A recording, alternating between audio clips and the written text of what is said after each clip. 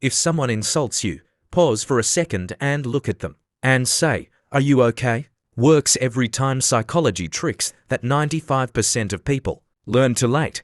If you're in an argument, keep your voice calm. It'll give them the impression that you're winning the argument. Would you prefer to stink for 24 hours or kiss the third person that appears when you click on share? And then on WhatsApp, when asking for a favor from someone, always open with "I need your help." It greatly increases your chances of getting that favor done, because people don't like the guilt of not helping someone out. Good posture increases confidence. Spread your body out and take up more space to look more confident. If you want to get rid of your bad habits without nicotine or vapor, check the link in my bio, comment "I tricked," and let your autocorrect finish the sentence. I will pin the most liked comment. If you want someone to agree with you, nod while you talk.